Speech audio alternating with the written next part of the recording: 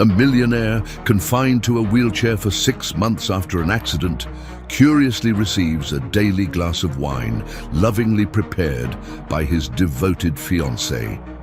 Doctors said his paralysis was permanent, but when the 9-year-old daughter of his new housekeeper quietly watches from the kitchen, she whispers something that makes his blood run cold.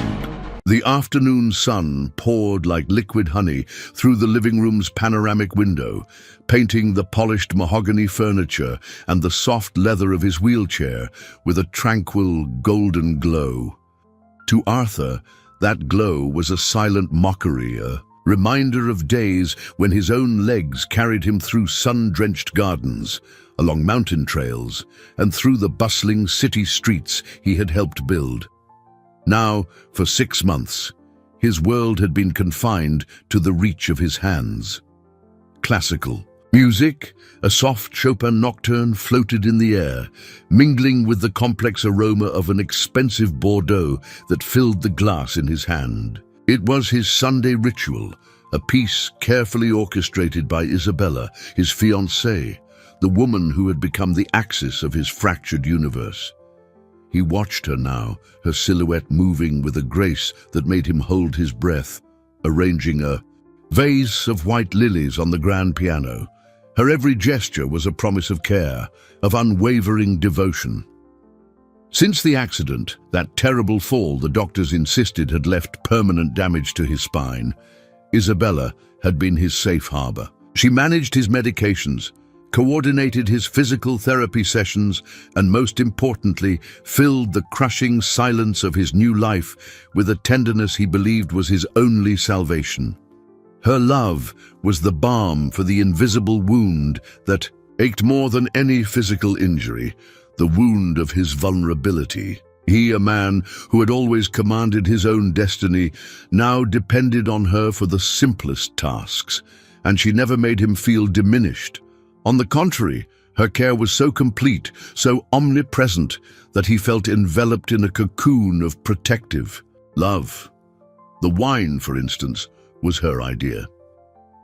"It's medicinal, my love," she always said, her voice as velvety as the liquid itself. "To relax your nerves and help with recovery."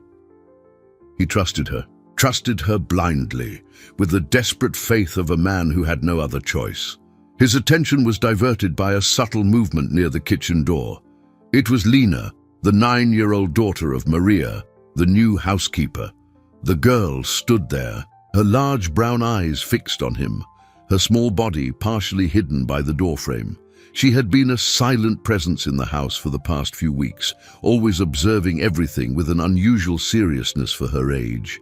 Arthur offered her a friendly smile, a gesture that usually made her smile back and then hide. But today, she didn't hide. Instead, she took a hesitant step into the room, her bare feet barely making a sound on the Persian rug. She put a finger to her lips, a clear sign for him to be quiet, and approached his wheelchair. Isabella remained with her back to them, absorbed in her task with the flowers. The girl leaned close to his ear, her breath smelling faintly of cookies. What she whispered next was not a childish secret, but a sentence that made the afternoon warmth dissipate and a chilling cold crawl up his spine, freezing his blood. "Uncle Arthur," her little voice trembled, almost inaudible. "The pretty lady puts a strange powder in your wine when you're not looking. My grandma said those things make your legs weak." Arthur froze, the wine glass trembling in his hand. The world seemed to stop. Chopin's nocturne sounded dissonant, almost funereal. He looked at the child's serious face, searching for any sign of playfulness, of fantasy. There was none, only a deep, honest concern. With a choked voice, he leaned in too, his heart pounding against his ribs. What did you see, Lena?" he whispered back, fear drying his throat. "I always see it," she replied, her eyes wide with sincerity. She gets a small vial hidden behind the flower canisters. She looks all around, opens the vial, and pours a little bit into your glass. Then she puts everything away real fast. She's been doing it for many weeks, Uncle Arthur. Every time she prepares your special wine. Every word from the girl was a nail being hammered into the foundation of his trust, into the sanctuary of love he believed he had found. The image of Isabella, his angel, moving furtively in the kitchen, transformed into something dark and terrifying in his mind. He looked at the woman by the piano, who now turned to him with a radiant smile, completely oblivious to the bomb that had just exploded in his world. That smile, which once warmed him, now seemed like a mask, hiding an abyss of intentions he couldn't, and perhaps didn't want to, comprehend. Isabella's smile was a work of art, a perfect composition of warmth and loving concern that now, to Arthur, seemed an elaborate facade, a porcelain mask hiding a monstrous truth. He felt Lena's small body stiffen beside him, as if the girl sensed the change in the atmosphere, the sudden drop in emotional temperature in the room. With an effort that cost him every ounce of self-control, Arthur forced a smile back at his fiancée. His mind screamed a chorus of denial, panic, and acute pain of betrayal. Little powder, weak legs. The child's words echoed, colliding with months of memories of care and affection. It couldn't be true. It was a child's fertile imagination, a bizarre fantasy. But her eyes. Lena's eyes didn't lie. He needed to get her out of there before Isabella noticed their secret conversation. He placed his hand on the girl's head, a paternal gesture. "Thanks for the secret, little one," he whispered, his voice surprisingly steady. "Now go play in the kitchen, okay? Before your mom misses you." Lena nodded, giving him one last worried look before scurrying back to the safety of the kitchen, disappearing as silently as she had appeared. Alone again with Isabella and the potential poison in his glass, Arthur felt cornered. Every sip he had ever taken of that medicinal wine now burned in his memory like acid. Was this why his recovery had stalled? Why the sensation in his legs, which the physical therapists initially hoped would return, never progressed? The idea was so vile, so unbelievable, that part of him wanted to laugh at his own paranoia. Isabella, his Isabella, the woman who bathed, him who read to him until he fell asleep, who cried with him on his darkest nights. She couldn't be capable of such cruelty. But the determination that had made him a millionaire wouldn't allow him to simply ignore the doubt. The seed was planted, and he needed to know if it would take root or die. He needed to see with his own eyes. An idea formed, a risky plan that made his heart race. Later that night, after dinner, the ritual would repeat. Isabella always brought him one last glass of wine to help him sleep. Normally he waited for her in the living room, reading. Today he would do differently. "I'm exhausted, darling," he said, his voice laden with a weariness that wasn't entirely feigned. "I think I'll rest a bit here on the sofa before going to bed. Would you bring me the wine here when it's ready?" Isabella smiled, the tenderness in her eyes almost making him give up. "Of course, my love. Rest." She kissed him on the forehead and went to the kitchen. Arthur maneuvered his wheelchair to the side of the large sofa, positioning himself so he could recline his head as if sleeping, but keeping a sliver of vision of the kitchen door through the decorative mirror on the opposite wall. He closed his eyes, regulated his breathing, making it slow and deep, and waited. The silence of the house was deafening, broken only by the distant sound of water running in the sink and the gentle clink of glass. Every second dragged on. He heard the familiar sound of the cork being pulled, the wine being poured, then a silence longer than usual. He imagined her standing still, looking around, making sure he was truly asleep. The tension was almost unbearable. His entire body was tense, fighting the urge to open his eyes and confront her. Then he saw it. In the distorted reflection of the mirror, Isabella's silhouette moved towards the pantry. She opened the cabinet door, reached behind a row of cans, and pulled out something small, a vial. Her movements were quick, furtive. She returned to the counter, unscrewed the cap, and, with a quick, deliberate gesture, inverted the vial over the wine glass. A fine white powder fell into the ruby liquid, dissolving instantly. Arthur felt the air escape his lungs. It was true. Every terrible word was true.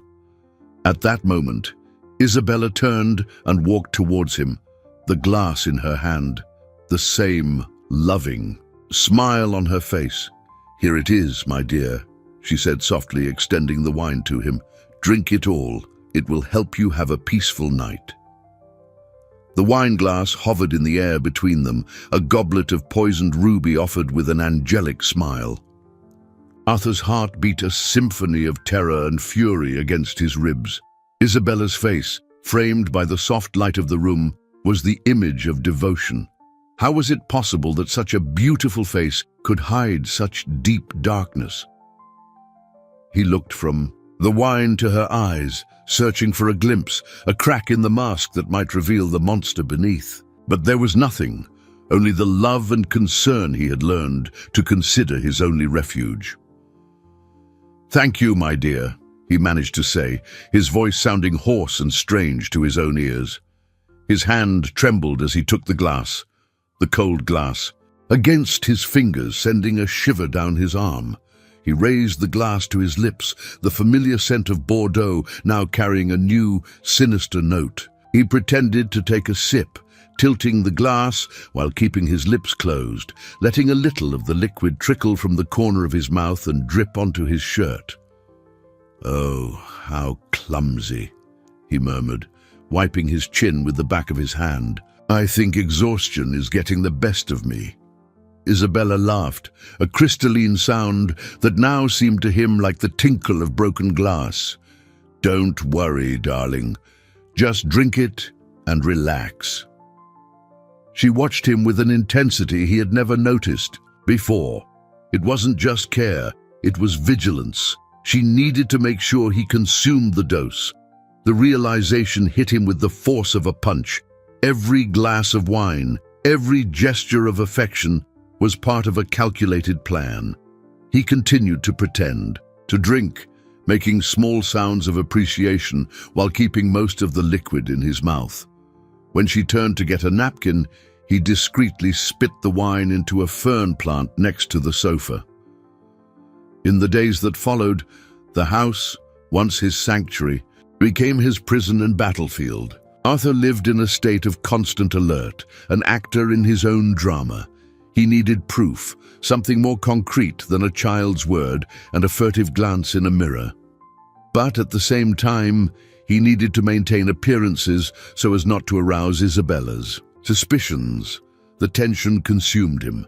He began to find excuses to avoid the wine. One night, he complained of a stomachache. Another, he said the doctor had suggested reducing alcohol to test a new medication. Each excuse was met with a wave of manipulative concern from Isabella. "But darling, the wine helps you so much," she insisted, her voice full of feigned hurt. "I do this for you, for your own good." The emotional pressure was immense. He felt guilty for doubting her, even as the truth became clearer and clearer. Little Lena, his unlikely ally, seemed to understand the situation without any words exchanged.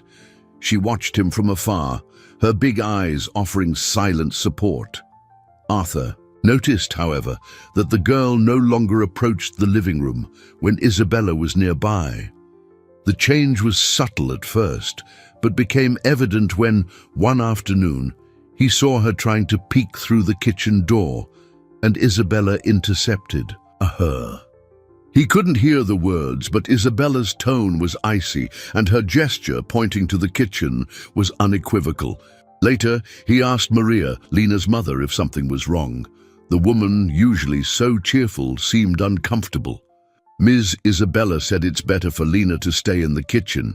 She said that children can bring germs, and that you're Recovery is very delicate, Maria explained, embarrassment tinting her cheeks. The veiled prejudice in the excuse was repulsive, but the real reason was clear to Arthur. Isabella had realized the girl was a witness. She was isolating Lena, cutting off his only line of external communication. Arthur's paranoia grew. He wasn't just being poisoned, he was being systematically isolated by the woman who swore she loved him. The protective cocoon now revealed itself as a web, and he was trapped in the center, with the spider approaching. Lena's isolation was the first domino to fall, and Arthur felt the impact on his soul. The germ's excuse was as thin as a veil, and beneath it he saw the face of Isabella's fear of being discovered. The cruelty of that restriction, the way she used class prejudice to push away an innocent child, ignited a cold, lucid rage within him. The fog of doubt began to dissipate, revealing the terrifying landscape of his reality. He could no longer afford to wait for a confession or an obvious slip-up. He needed to act. The first step of his counterplan was to test the most terrifying hypothesis of all. Was the little powder really affecting his legs? With renewed determination, he decided to completely stop consuming anything Isabella prepared for him separately. The wine was the first casualty. In the next 2 days, he became a master of dissimulation. He accepted the glass of wine with feigned gratitude, waited for Isabella to be distracted, and poured the contents into potted plants or down the drain of his private bathroom. It was a cat and mouse game, and the stress was immense. He feared being caught at any moment, imagining the explosion of fury and manipulation that would follow. But fear was outweighed by a new sensation that was beginning to blossom within him: hope. On the morning of the 3rd day without the wine, something happened. It was subtle, almost imperceptible, like the first whisper of spring after a long winter. As he did his morning exercises in his chair, stretching his muscles as the physical therapist had taught him, he felt it. A tingling. It wasn't the phantom sensation or the nervous twinges that occasionally tormented him. It was a real tingling, a faint, distant electrical current in his right thigh. He stopped, his heart pounding. He concentrated, closing his eyes, trying to recapture the sensation. There it was again, a hum of life in a limb that had been dormant and dead for months. Tears welled in his eyes, tears not of sadness, but of a joy so intense it hurt. He wasn't permanently paralyzed. His body was still fighting, still trying to heal. For how long had this struggle been suppressed, sabotaged, day after day, with every glass of medicinal wine? Joy quickly gave way to horror. Months, 6 months of potential progress could have been stolen from him. The image of his body, trying to regenerate while continuously poisoned, was torture. He looked at his legs, no longer as useless appendages, but as victims of a silent, continuous crime. The hope he felt was now tempered with deep terror. If he was right, could the damage be irreversible? How much longer could he have endured before healing became impossible? The small physical improvement strengthened his resolve, but also plunged him into a new kind of agony. He was caught between the promise of recovery and the reality of his dependence. He needed Isabella. She organized his life, his care, his home. Confronting her without irrefutable proof would be a disaster. She would paint him as a mentally unstable man, traumatized by the accident, suffering from paranoid delusions. Who would believe him instead of the devoted, caring fiancé? Society, his friends, even his doctors, all saw the image she projected so carefully. He was alone in this battle, with a child as his only silent confidant. He needed more than a tingling in his leg. He needed the vial. He needed to know what was inside that small container that held the power to destroy his life. That night, the tension in the room was palpable. Isabella offered him the wine, and he refused again. This time, claiming the new medication made him nauseous. Her smile faltered just for a fraction of a second, but he saw it. He saw the frustration flicker in her eyes before being quickly replaced by excessive concern. "Oh, my poor love," she said, her hand on his forehead. "You look so pale. Maybe it's best not to go against the doctor's orders then." She took the wine back to the kitchen, but he knew that was just a temporary truce. She wouldn't give up so easily. He heard her on the phone later, speaking in a low voice with someone. He only managed to catch fragments of the conversation. Refusing, getting harder. "I need to speed things up." Speed what up? The thought sent a chill down his spine. Whatever she was planning, his time was running out. Arthur's continuous refusal to drink the wine created a fissure in Isabella's carefully constructed facade. The concern on her face began to transform into something darker, a barely contained frustration that manifested in dramatic sighs and hurt looks. She realized she was losing control, and that terrified her. The substance in the wine was her most effective tool, the anchor that kept him dependent and docile. Without it, he might begin to improve, to question, to break free. She couldn't allow that. It was time to change tactics, to appeal to the most powerful weapon in her arsenal, his emotional dependence. On Arthur's fourth night of abstinence, she staged her most audacious move. He was in the library, trying to concentrate on a book, but his mind was a whirlwind. The sensation in his right leg had become more consistent, a constant hum beneath the skin, a beacon of hope in a sea of fear. Isabella entered the room, not with a glass of wine, but with a face bathed in tears. They were silent, perfect tears, streaming down her cheeks like liquid diamonds. She stopped before him, her body trembling with a suppressed sob. "Arthur," she began, her voice broken, "what have I done wrong?" Arthur felt a knot form in his throat. Despite all he knew, all he suspected, seeing her pain, even if feigned, still affected him. It was a conditioned reflex, months of love and trust that couldn't be erased in a few days. "What are you talking about, Isabella?" he asked, trying to keep his voice neutral. "You've been avoiding me," she continued, tears now flowing freely. "You reject everything I do for you. The wine, I prepare it with so much love, thinking only of your recovery, and you throw it away as if it were poison." The word poison hung in the air, laden with a cruel irony only he could understand. "I know what you must think," she sobbed, falling to her knees beside his chair, a gesture of calculated submission. "That I'm a burden, that you're stuck with me. But everything I do is out of love. I dedicate every minute of my day to you." She took his hand, pressing it against her wet face. "And now, you reject me. You reject my care. If you no longer. Trust me, if my love isn't enough, maybe I should leave." The threat was delivered with a surgeon's precision. Leave him alone. The prospect terrified him, exactly as she intended. Who would take care of him? Who would manage the complex? Routine his life had become. For a moment of panic, he almost gave in, almost begged for forgiveness, almost pleaded for her to stay and bring him the damn wine. The dependence she had so painstakingly cultivated was a heavy chain on his spirit. But then he felt it. The tingling in his leg, stronger now, a pulsating reminder of the truth.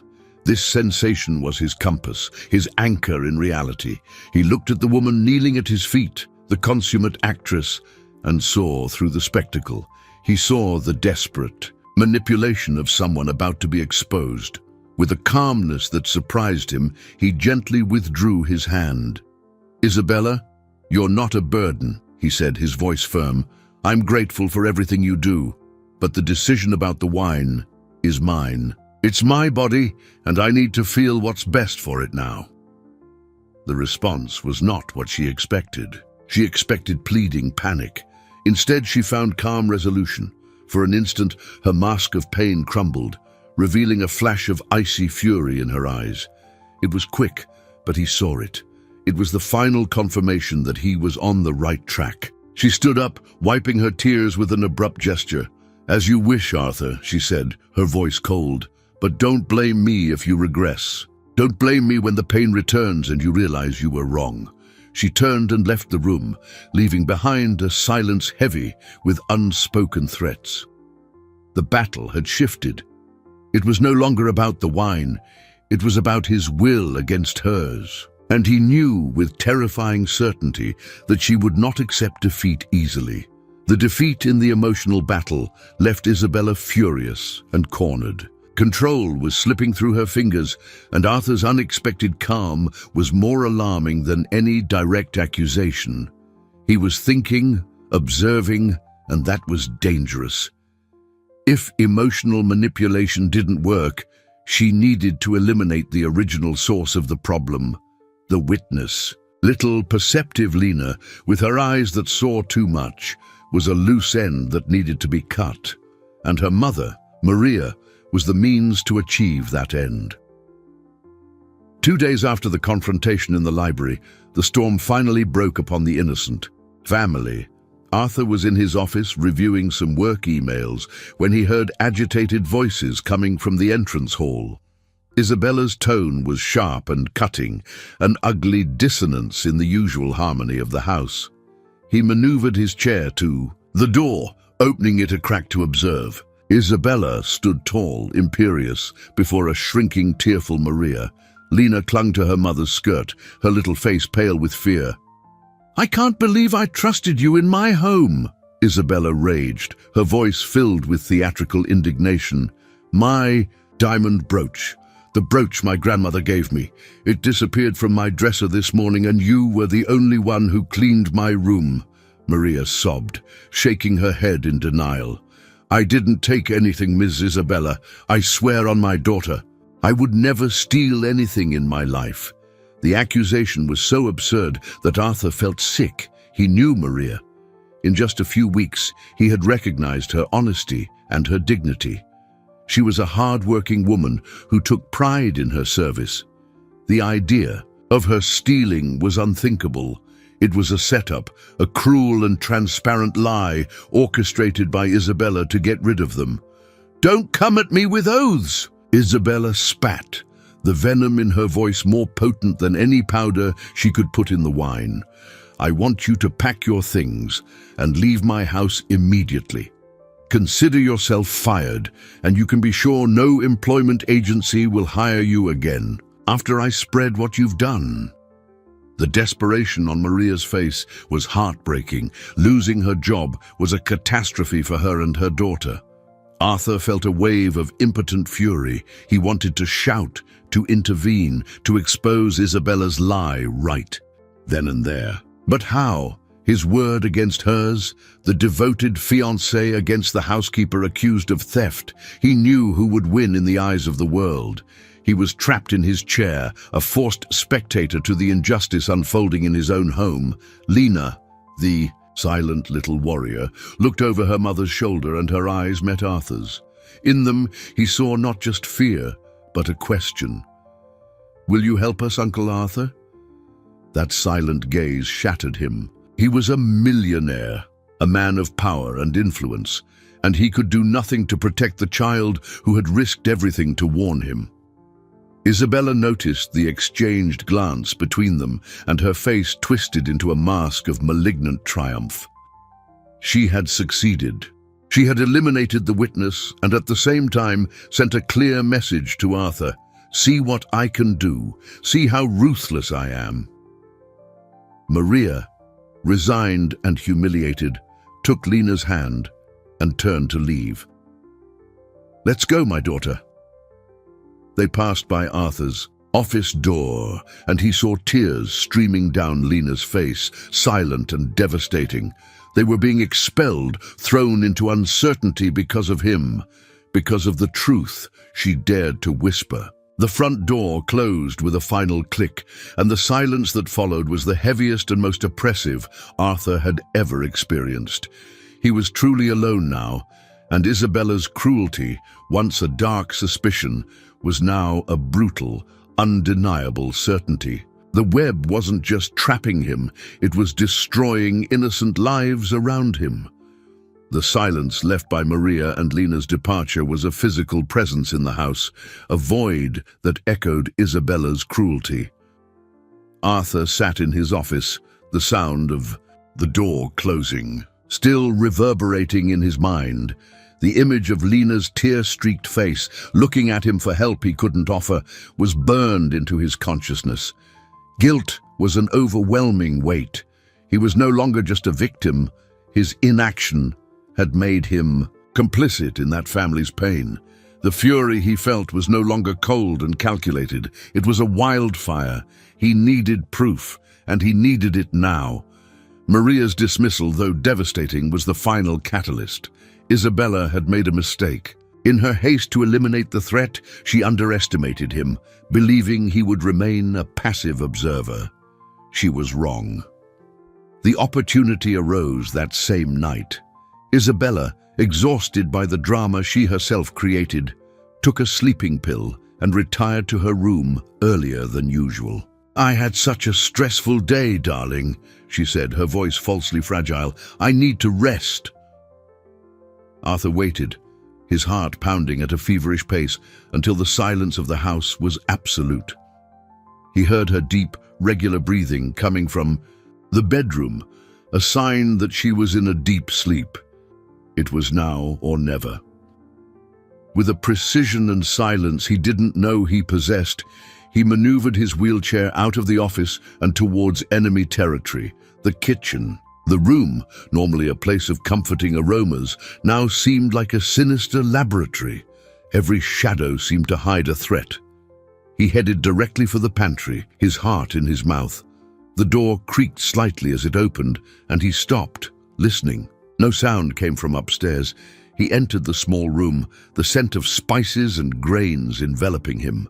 His eyes scanned the shelves, searching for the hiding place Lena had described. Behind the flour canisters, there they were, 3 large canisters, a metal barrier to Isabella's secret.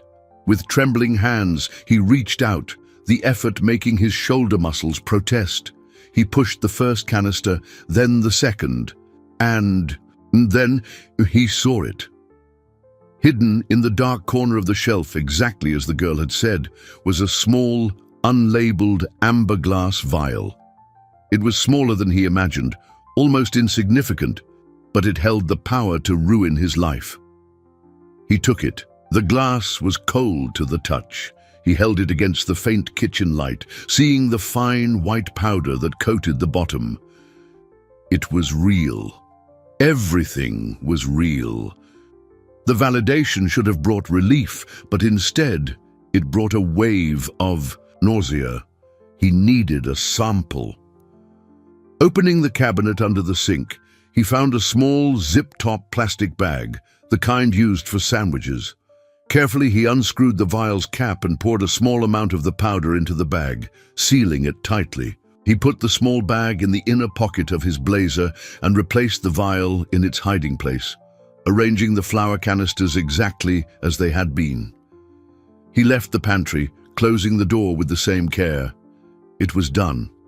He had the proof in his possession, but as he turned to leave the kitchen, his gaze fell on something in the small trash can next to the counter. A crumpled piece of paper, carelessly tossed there. Driven by an instinct he couldn't explain, he leaned down and picked it up. He unfolded the paper with hesitant fingers. It wasn't a receipt or a grocery list. It was a prescription. A prescription from a veterinary clinic across the state. The name of the medication was printed in clear letters, xylazine hydrochloride. Below it, the instructions for use: muscle relaxant and sedative for large animals. Use with extreme caution. Arthur's blood ran cold. Veterinarian, large animals. He was being poisoned with a tranquilizer for horses. The revelation was so shocking, so grotesque, that he felt the air leave his lungs. It wasn't just sabotage, it was an act of dehumanization. In her eyes, he was no different from an animal, to be tamed and controlled. The wine glass, the love, the care, it was all a lie built on a pillar of unimaginable cruelty. The turning point was no longer mere suspicion, it was a brutal scientific certainty. The war had truly begun. The crumpled prescription was more devastating than the vial itself. The word veterinary burned in his mind, a mark of humiliation and horror. Arthur returned to his office, the paper and the powder sample guarded as if they were relics from a tomb. The adrenaline of discovery gave way to a deep chill, a desolate clarity. He looked at his own legs, inert on the wheelchair's footrests, and saw them in a new light. They were not merely victims of an accident, but of continuous, deliberate aggression, with a substance intended to subdue beasts. The rage he felt was so intense, it left him breathless, but it was a focused rage, sharp as a scalpel. The time for pain and disbelief had passed. Now it was time for strategy. His first phone call the next morning was not to the police, but to David Chen, his lawyer and the only friend he trusted implicitly. David was a methodical and discreet man whose loyalty had been forged in decades of corporate battles alongside Arthur. "David, I need you, urgent, come to my house, but enter through the back door. Don't let Isabella see you." Arthur's voice was a tense whisper on the phone. An hour later, David sat across from him in the office, his face a mask of concern. As Arthur told the whole story, from Lena's whisper to the discovery in the trash can, he placed the small bag with the powder and the prescription on the table. David listened in silence, his dark eyes narrowing with each new revelation. When Arthur finished, the lawyer picked up the prescription with his fingertips, as if handling toxic waste. "Xylazine," David murmured, pulling out his cell phone and searching the term. "Right. Used in horses and cattle for sedation. In humans, it can cause respiratory depression, bradycardia, hypotension, and, with prolonged use, neurological damage and severe muscle atrophy." Each word was a nail in the coffin of Arthur's hope for a simple recovery. "The damage, is it reversible?" Arthur asked, his voice almost failing.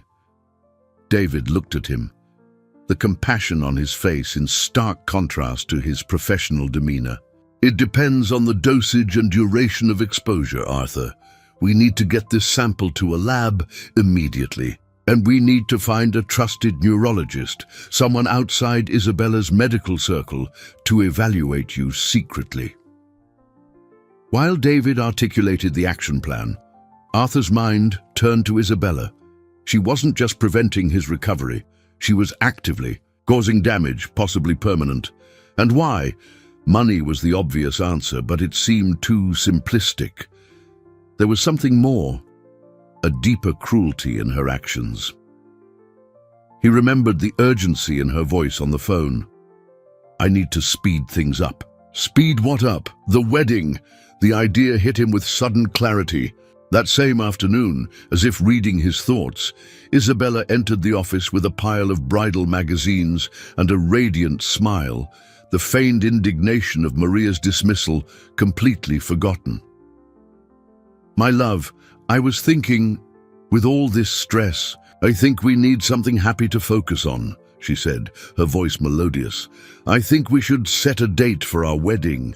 Blessed unions help with healing, you know? A celebration of our love will give us strength. How about next month?" The proposal, which should have been a joyful moment, sounded like a sentence.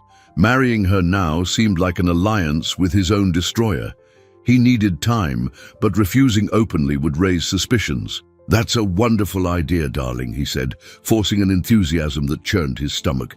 "But a month, that's so fast, we'll barely have time to plan." "Don't worry about a thing," she interrupted, stroking his hair. "I'll take care of everything. I just need you to sign some papers with the lawyers, routine prenuptial things, to merge our assets. That way, we'll be a unit in everything, health and finances.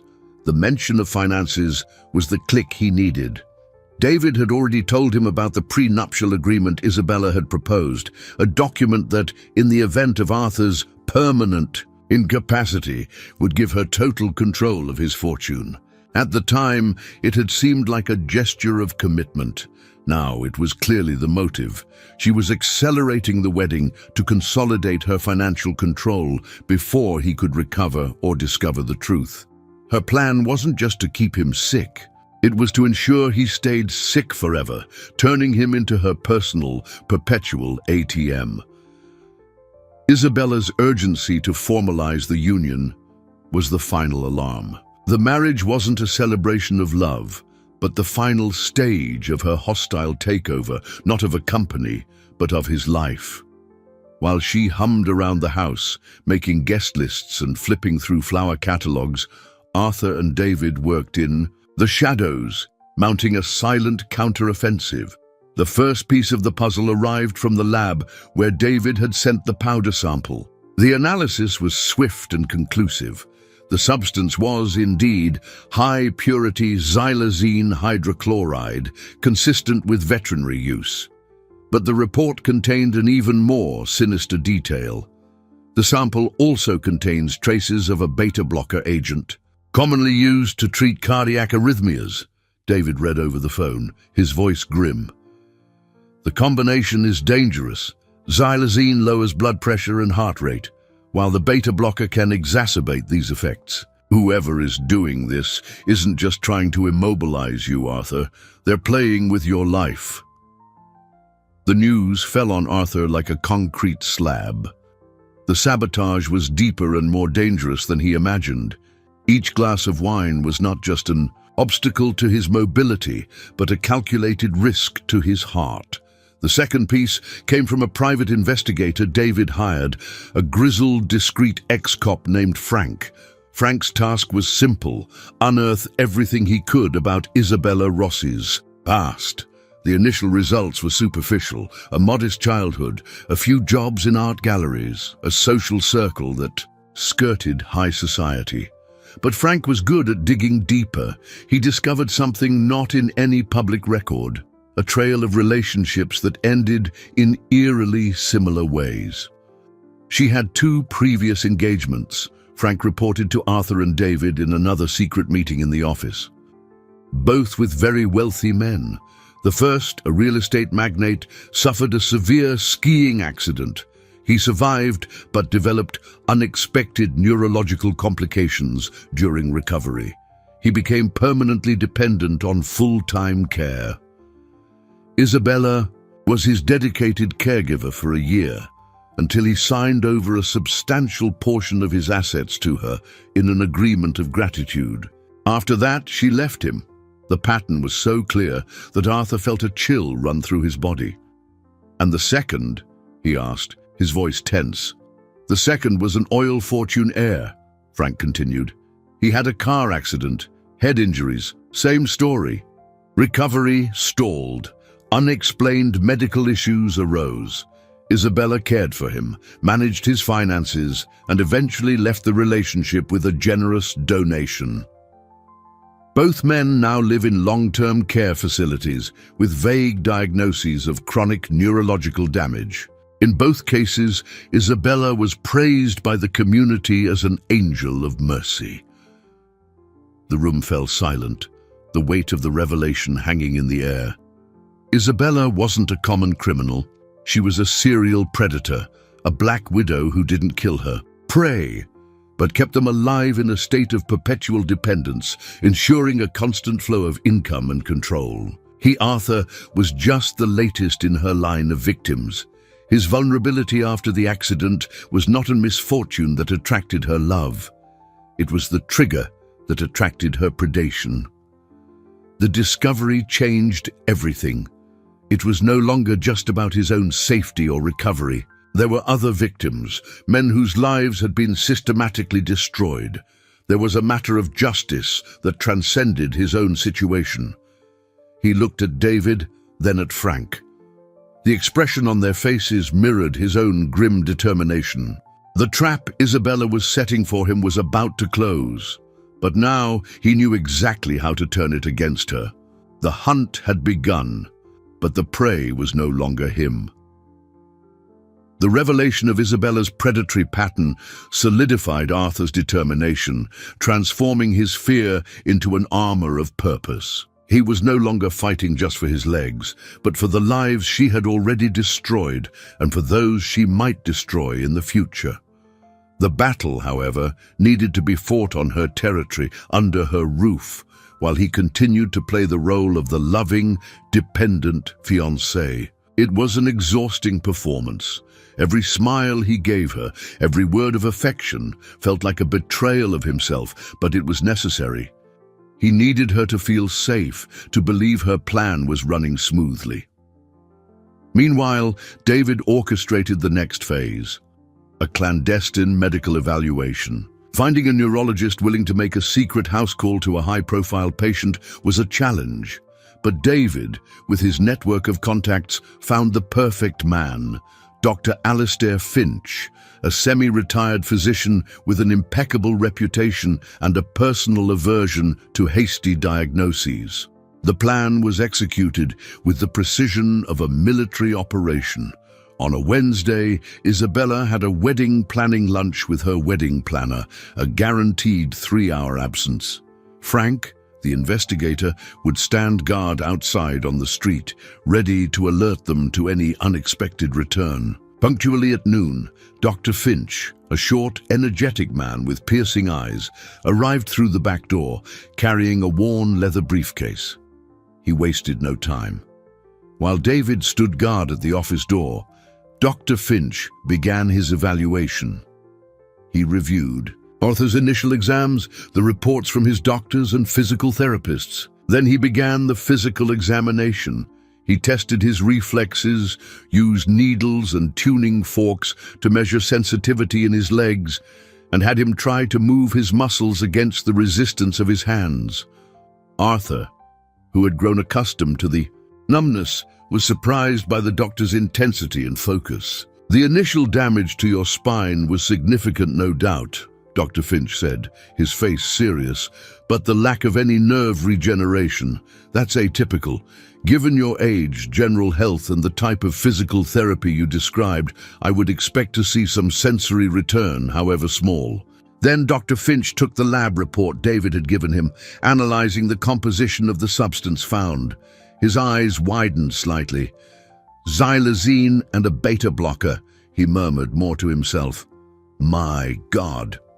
He looked at Arthur, and for the first time, there was a shadow of alarm on his calm face. "Mr. Belmont, xylazine is a potent central nervous system depressant. With continuous use, it not only prevents the regeneration of peripheral nerves, but can, in fact, cause progressive damage. It essentially shuts down the signals your brain sends to your legs, and the C nerves without stimulation begin to atrophy." Arthur felt a chill run through his body. "Progressive damage? What does that mean, Doctor?" Dr. Finch hesitated, choosing his words carefully. "It means that every dose you took not only kept you paralyzed, but actively worsened your condition. Every glass of wine diminished your chances of a full recovery." The hope that had been growing in Arthur in recent weeks suffered a brutal blow. It wasn't just a matter of stopping the poison to start healing. The poison had already left its scars. "How long has this been going on?" the doctor asked. 6 months, Arthur replied, his voice empty. Dr. Finch closed his eyes for a moment, processing the information. 6 months. The optimal window for nerve regeneration is critical. I won't lie to you. The path to recovery will be much longer and harder than it should have been. Every day this continues, the possibility of permanent damage increases exponentially. The truth was a double-edged sword. On one hand, it confirmed Isabella's malice on a scale he could barely comprehend. On the other, it robbed him of the certainty of a happy ending, Recovery was no longer a guarantee, but an arduous battle against time and the damage already done. His paralysis was no longer a static condition, but an active deterioration. Isabella wasn't just keeping him in a cage, she was, slowly and methodically, throwing away the key. Dr. Finch's evaluation left Arthur in a state of desolation. The hope of a full recovery, which had been his beacon, now seemed like a distant flickering light. The urgency of his situation became visceral. Every hour he spent under the same roof as Isabella was an hour his chance to walk again diminished. Rage gave way to a cold despair. He needed something more, incontestable proof of her intent, something no skilled lawyer could distort. He needed a confession, and in a stroke of luck or fate, the opportunity to obtain it came from the most improbable source. A few days after Dr. Finch's visit, Arthur received an email. The sender's address was unknown, and the subject was simply, "For the uncle at the big house." His heart leapt. He opened the email. The message was short, written with the typing errors of someone unfamiliar with technology. It was from Maria. "Mr. Arthur, I'm sorry to bother you. I know I shouldn't, but my Lena won't stop crying. She says the pretty lady is mean and that she's going to hurt you. She's very scared. She said she needs to tell you something she heard. She doesn't want to talk on the phone. She's afraid the lady will hear. I don't know what to do. I just pray you are well." The email was a lifeboat in an ocean of uncertainty. Lena had heard something important. Arthur replied immediately, using a secure email David had created for him. He instructed Maria to meet him the next day at a small public park several miles from his home. The plan was risky. He would have to invent an excuse to go out alone for several hours, something he hadn't done in months. The solution came in the form of a follow-up appointment with his original orthopedist, one Isabella had scheduled and remembered. He would say he needed some time alone to process the news, and that he would dismiss the driver to be picked up by a friend, David. Isabella, seeing him follow a routine she had established, probably wouldn't suspect. The lie worked. She seemed pleased that he was being proactive with his health and kissed him on the cheek as he left. "Be strong, my love," she said. At the park, David waited at a discreet distance, while Arthur maneuvered his chair to an isolated bench under the shade of a large oak tree. Soon he saw Maria and Lena approaching, both looking nervous and out of place. Lena, upon seeing him, ran towards him. "Uncle Arthur!" she exclaimed, her voice full of relief. She stopped beside his chair, her eyes wide and serious. "I need to tell you. Before we left, I heard her on the phone with a friend." The girl took a deep breath as if gathering all her courage. She was laughing. She said, "He's getting suspicious. I think I'll have to speed up the process." The friend asked what she was going to do, and she said, "I'll increase the dose after the wedding. Just a little bit more in the celebration wine. Enough to make sure he never suspects and never fully recovers. He'll be mine forever." Every word from the child was a hammer blow, forging the last piece of Arthur's armor, the clear and premeditated intent to cause permanent harm. "Lena, you are the bravest girl I have ever known," Arthur said, his voice choked with emotion. "But people might not believe you. They might say you're just a child." Lena's face filled with fierce determination. "But I can prove it," she said, pulling something from the pocket of her little jacket. It was an old cell phone, an ancient model with a scratched screen. "My grandma taught me how to record things. When I heard her talking, I hid behind the curtain and recorded everything." She pressed a button, and Isabella's voice, crisp and cruel, filled the silent air of the park, repeating the same horrible words Lena had just quoted. The recording was the silver bullet, the irrefutable proof that would destroy Isabella's facade forever. Arthur looked at the girl, whose innocent eyes had seen a truth that all the adults around him had ignored. She hadn't just warned him, She had armed him for the final battle. The recording on Lena's cell phone was the piece that completed the puzzle. It was Isabella's voice, stripped of all her false sweetness, revealing the cold, calculating core of her intentions. Arthur. David and Frank listened to the recording several times in the office, the sound of her laughter echoing in the room like an omen. The confession was clear. Increase the dose. Ensure he never recovered. Have him forever. It was definitive. Proof not only of the poisoning, but of the premeditation to cause permanent damage. Justice, once an abstract concept, now had a clear path. David immediately contacted a detective he trusted in the police department, a man known for his integrity, and handed over a complete dossier. The lab report, the private investigators, findings, Dr. Finch's testimony, and the crown jewel, Lena's recording. The detective assured them a warrant would be obtained, but they needed the perfect moment to act, to catch her red-handed. The perfect moment would be the night before the wedding. Isabella was planning an intimate pre-wedding celebration just for the two of them. It would be, she had said, a night to reaffirm their vows and toast to the future. Arthur knew this would be the night she administered the increased dose, the coup de grace to his mobility. The plan was drawn with surgical precision. The police would be on standby, hidden outside the property, waiting for David's signal. Frank would be monitoring communications, and Arthur, the main actor, would have to perform the role of his life. The days leading up to the confrontation were the longest and most tense of Arthur's life. He lived in a state of duality, smiling at the woman who planned his ruin, discussing floral details while his mind replayed the script of the decisive night. Finally, the night arrived. The living room was decorated with candles and white roses, a scene of idyllic romance that concealed a rotten truth. Isabella was stunning in a silver silk dress, her face shining with triumph. She believed she had won. She believed that in less than 24 hours, control over Arthur's fortune and life would be absolute. "To us, my love," she said, entering the room with 2 crystal glasses and the bottle of special Bordeaux. "To our forever." Arthur watched her every move.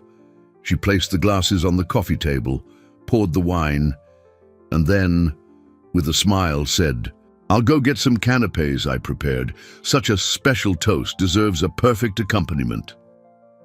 She went to the kitchen. Arthur knew what she was going to do. His heart pounded wildly, but his face remained calm. It was the final performance. He heard the subtle sound of the pantry door opening and closing. She returned, the smile still in place, and picked up the glass meant for him. "Here you are, darling. Drink. Tonight marks the beginning of our new life together." She extended the glass to him, the dark, glistening liquid looking more ominous than ever. It was the moment. With the hand that wasn't trembling, Arthur took his cell phone from his pocket and dialed David's number, leaving the call active. He looked into Isabella's eyes, dropping all pretense. "Before we toast, Isabella," he said, his voice cold and firm, "there's something you need to hear." He turned up the volume on his phone and pressed play. Her voice, cruel and mocking, filled the silence of the room. "I'll increase the dose after the wedding, enough to make sure he never suspects and never fully recovers." Isabella's smile froze. Her face went through a rapid succession of emotions: confusion, denial, panic, and finally, pure, uncontrolled fury. The mask fell, revealing the monster beneath. "Where did you get that?" she hissed, her eyes flashing with hatred. "That proves nothing." "It proves everything, Isabella," Arthur said, his voice calm, contrasting with hers. "It proves the last 6 months. It proves why Maria was fired. It proves what's in this wine." The tension reached its peak. Desperation took over her. In a last act of madness, she lunged forward, trying to force the glass against his lips. "Drink!"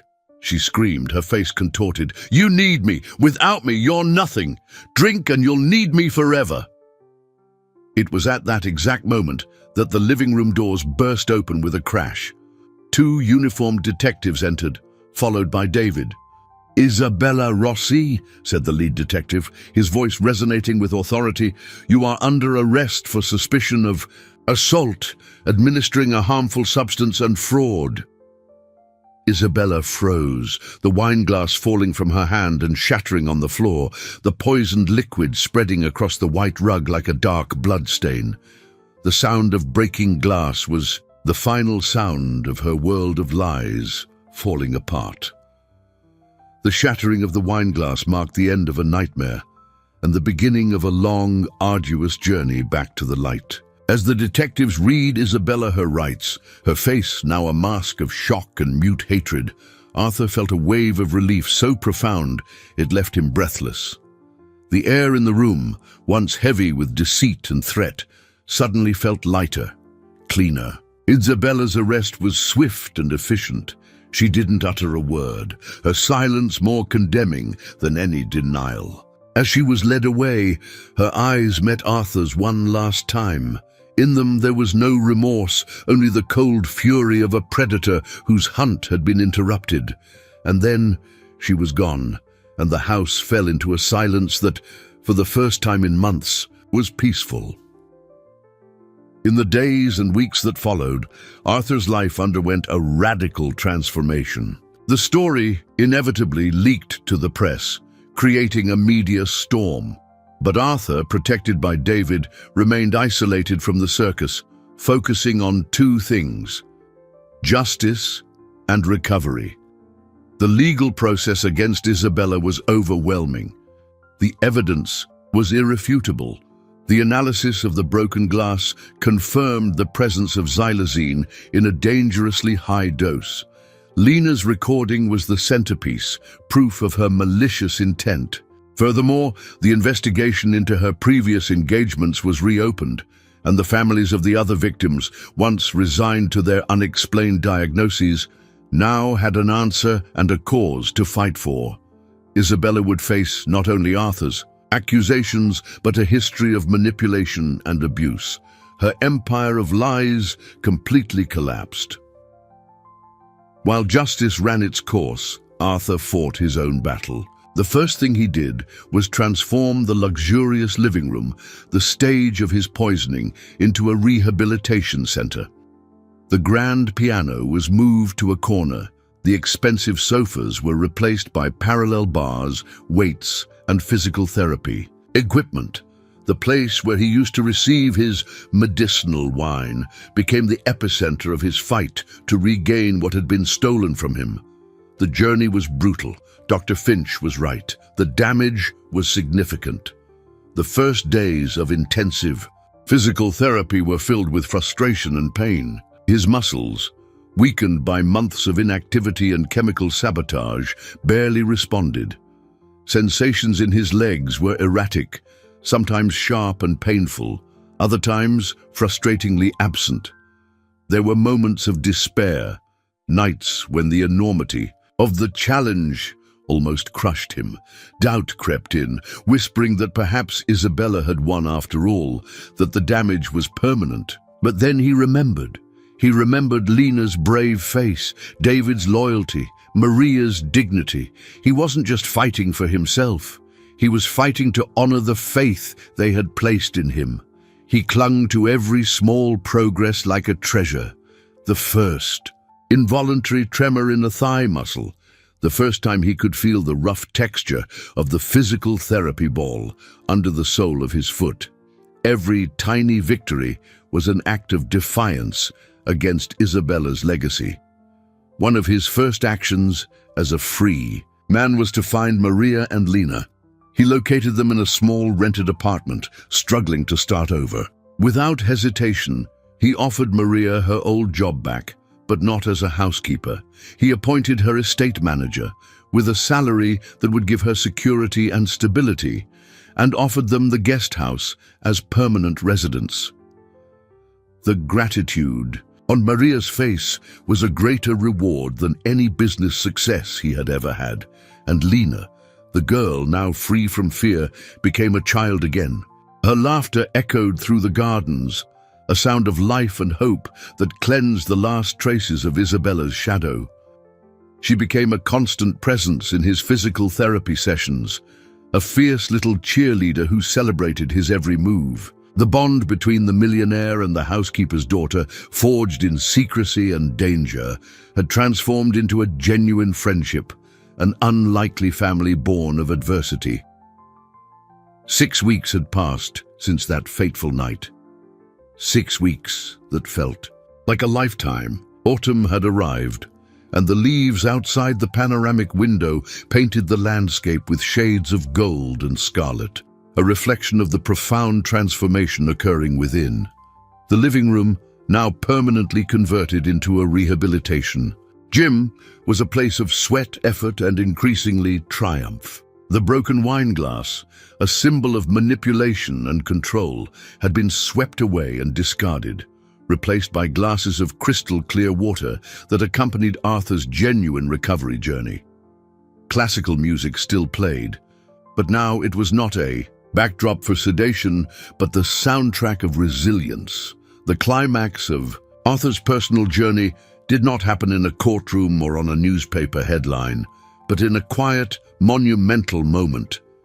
He was standing, wavering, unsteady, leaning heavily on the parallel bars, but standing.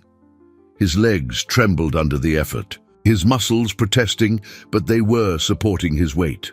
The physical therapist was beside him, offering words of encouragement, but the true spectators, the ones who mattered, were near the door.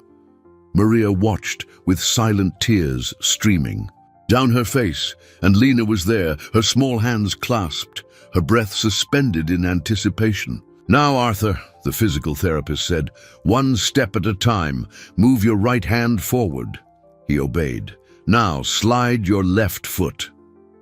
With a concentration that consumed every fiber of his being, Arthur lifted his left foot from the floor. It was a hesitant, clumsy movement, but it was a movement. He placed it on the floor a few inches from where he stood. It was the first step he had taken in over 8 months. A step, a miracle, a victory over the poison, over the lie, over the cruelty. He took another step and then another. Exhausted, he leaned on the bars, his forehead covered in sweat, but a wide, genuine smile lit up his face. He looked at Lena, and the girl burst into applause, running towards him and hugging his leg. "You did it, Uncle Arthur! You did it!" He reached out and stroked her hair, his heart overflowing with a gratitude so immense it was almost painful. In that moment, Arthur understood the true nature of strength. It was not in controlling others, nor in accumulating wealth. It was in the vulnerability of trusting the right person, in the courage to fight against darkness, and in the resilience to rise after being broken. He had learned that true love never uses dependence as a tool of control, but rather empowers and uplifts. He discovered that his greatest weakness, his tendency to trust blindly, almost destroyed him, but that his greatest strength came from the trust he placed in the honest observation of a child. The journey ahead was still long. He might never regain the agility he once took for granted, but he was standing. And with every step he took, he moved further away from Isabella's shadow and walked towards a future he would build himself, one step at a time. The property, where silent manipulation once reigned, now resonated with the sounds of physical therapy, genuine laughter, and the deep connection of an unlikely family. Arthur Belmont, the millionaire confined to a wheelchair, had found his salvation not in an expensive Bordeaux or in calculated care, but in the whispered truth of a brave little girl. And that truth, pure and simple, set him free. He looked out the window at the afternoon sun, the same golden sun from that fateful Sunday. But now, it was no longer a mockery. It was a promise. The promise of new days, of new walks, and the unwavering certainty that sometimes the most important observations come from the purest and most innocent eyes.